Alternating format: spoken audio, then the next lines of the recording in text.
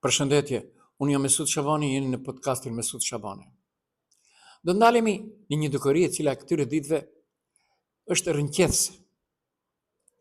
Fëmijë ndërmoshën 13 vjeçare, 15 vjeçare, rrihen në një bord të një shkolle në komunën e Sarajit.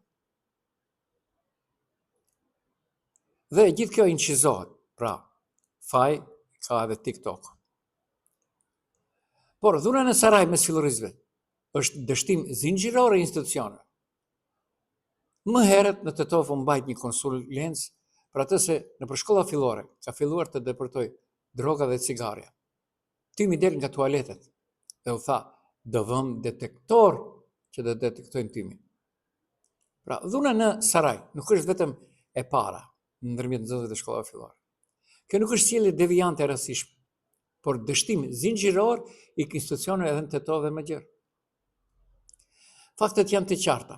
Dhunë brutale mes nxënësve 13-15 vjeç, lëndime të rënda trupore, drogë dhe cigare nëpër tualetet shkollash, në përgjithë Maqedoninë Perëndimore janë paralajmërime të injoruara për më shumë se shumë vite. Reagimi, deklarata boshe dhe premtime pa afat. Do dalemi në komunën e Tetovës, se komunën e Tetovës nuk e di problemin dhe premtuan nga tetori 2024. Në mars 25 tha se nga shtatori do të jenë funksional detektorët për tymin e duhanit dhe drogës nëpër shkolla. Dhe ja, fitoi mandatin e Dit Bilalli, jemi në dhjetor dhe asgjë nuk është vendosur. Kjo quhet mashtrim institucional dhe jo vonesë teknike. Personalisht gjendem në një lagje diku pas gjimnazit, aty ku ka qenë diku Radio Visari. Dhe vërej, ndërmjet orës 10 dhe orës 13 jemi pranë një shkolle fillore dhe një shkolle të mesme. Nuk mund të kalosh nga veturat të parkuara edhe të nxënësve, por edhe të Bashkisë Fetare Islame nëpër trotuare. Pra, miftinia e Tetovës, ajo cila duhet të shet moralin, askund nuk është me sjelljen e tyre edukative. Pra, prindrit e shkret dhe detyrohen që të ecin nëpër rrugë. Pra, shkollat ja lënë pak kontroll real. Drejtoritë vetëm garantojnë, në thojza. Policia reagon pasi ndodh dhuna, kuptohet, është një rregull e pashkruar juridike. Ndërsa komunat lajnë duart.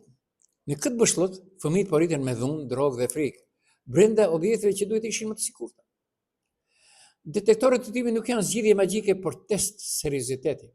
Nëse nuk arrin të vendosësh disa pajisje bazike siguri për një vit, si mund të pretendosh se po lufton delinkuencën e të mitrëve?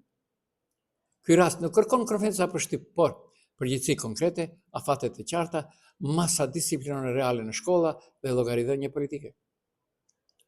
Përndryshe, dhuna e shpallur këtyre ditëve në shkollë në Saraj është vetëm paralajmërim për atë që vjen nesër brenda saj. Jo vetëm Saraj, gjithandej në Maqedoninë Perëndimore. Shkollat fillore nuk kanë të njëjtat standarde si ato në pjesë të tjera të vendit. Dallimi nuk është rastësor, por politik dhe institucional. Ku shihet konkretisht pabarazia? 1. Te siguria. Çfarë nuk kupton siguria? Shkollat jo që nuk kanë, flas për Tetov, kamera mbikëqyrëse, por është mungesë kamerash vetëm në një pjesë. Detektor timi nuk kanë. Psikolog dhe pedagog në numër të nxënësve nuk kanë. Në shumë shkollat e tjera këto janë standarde në Maqedoninë tjetër. Ose infrastruktura, objektet e vjetruara, tualetet në gjendje skandaloze, ngrohje e dobët, oborret e pasigurta. Jo që nuk ka roje shkolla, kanë, por është numri i vogël dhe kontrolle formale jo reale, pra mbikëqyrja.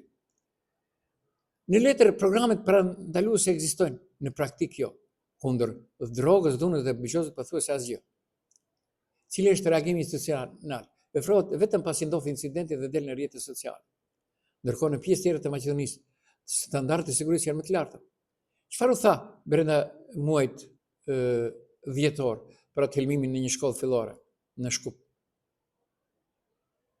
Ngrit institucioni arsimor, shtetëror.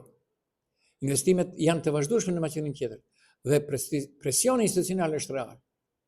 Kjo nuk lidhet me nxënësit apo prindrit, por me diskriminim strukturor dhe neglizhencë të vazhdueshme ndaj komunave shqiptare. Ku shteti nuk investon njësoj, prodhon pasojë të pabarabarta, dhunë, braktisje shkolla, kriminalizim të hershëm. Nëse kjo vazhdon të normalizohet, atëherë problemi nuk është më arsimi, është drejtësia dhe barazia shtetërore. Pra e përmendëm më herët në Tetov me datë 11/11/2023 kam qenë prezant në atë sallë, kohë e Bilal Kasamit, mandati i parë sekretar komune. U tha, në Tetov shfaqen dukurinë negative nëpër shkolla. Këshilli komunal për parandalimin e delinkuencës së fëmijëve në bazë të një ulëmtimi ka hasur se në shkolla fillore të mesme të Tetovës janë të pranishme dukuri negative si droga, rrajet, armë të ftohta dhe prostitucion. Ndërsa, në vazhdimsi, premtimet edhe vetë nga kryetari i komunës Bilal Kasami në mars të 2025 se premtimin e ajër, tymen në tualet, shkollat fillore ende pa detektor kundër duhanit dhe narkotik. Ajo që befason është se shfrytëzuesi më i regjistruar i drogës në Maqedoni është i moshës ndër 6 vjet, të dhatë televizionit Telma me datë 30 muaj 5 vitit 2025. Tu do ndale mund se çka na mbetet neve si prindër, gjyshër apo stërgjyshër për niprit fëmijët tanë, si detyrë.